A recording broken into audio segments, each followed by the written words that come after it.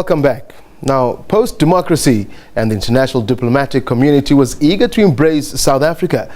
At the United Nations, South Africa had some major contributions to make as well.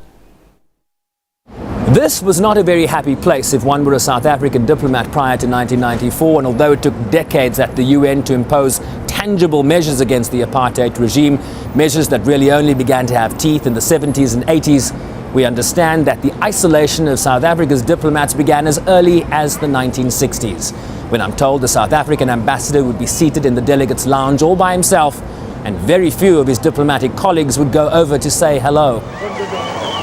During Nelson Mandela's first visit to the UN in 1990 on his inaugural trip to the United States post his release, the doors were flung wide open for the ANC's then Deputy President, who addressed the UN's Committee Against Apartheid at a sitting of the General Assembly.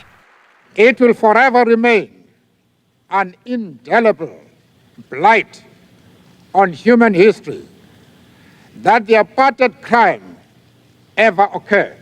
It will forever remain an accusation and a challenge to all men and women of conscience that it took as long as it has before all of us stood up to say enough is enough. South Africa's current ambassador to the UN reflects on a time when a clear crime against humanity, as the consensus on apartheid today reflects, was a battle of national agendas. There was a lot at stake at the time. You recall this was also during the times of the Cold War and so on. And we had people actually saying South Africa is a friend in the battle and the agendas that they were pursuing. That look, if you were to choose amongst those who were waging struggle and those who were supporting apartheid, maybe in this battle that we're having, much bigger battle insofar as they were concerned, the Cold War, we would rather opt for this ones. And we're ready, in fact, as you say, to trample on the human rights of people. With the country's first democratic election and the installation of Madiba as president, South Africa was allowed to again proudly take her seat among the community of nations. You're respected. Mamabolo believes the country is highly respected due to its background of struggle.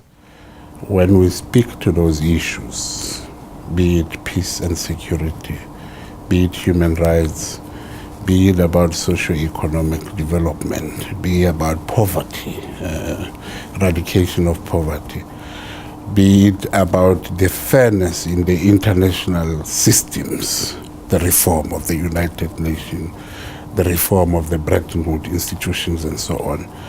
People know that we genuinely mean it. We mean it because we had been on the receiving side at some stage.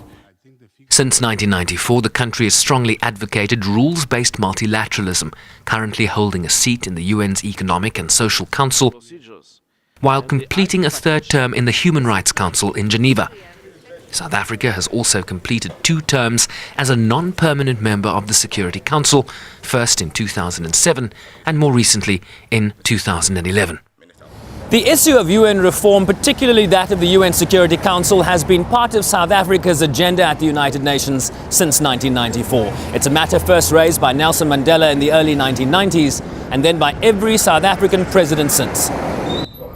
Much like apartheid, Ambassador Mamabolo believes this is not an easy fight. Again, it's national agendas of other peoples, and they're protecting their interests. They have enjoyed, some of them, the ability to dominate the world by taking decisions, and so would not want to let go that easy, some of them. And so you create a whole lot of problems in sort of acceding to this very genuine request. But look, I think if you look at it today, because of the continuing fight that you talked about, which was started by Nelson Mandela, Oliver Tambo, and many others, we are much more closer to having these representations today, more than we were so many years ago.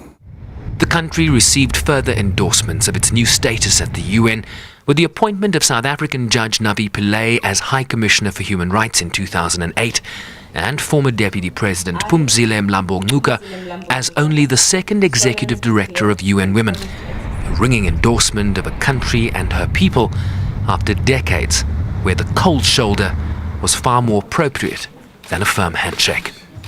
I'm Bryce-Pease in New York. Democracy 20 takes a quick break. Stay with us.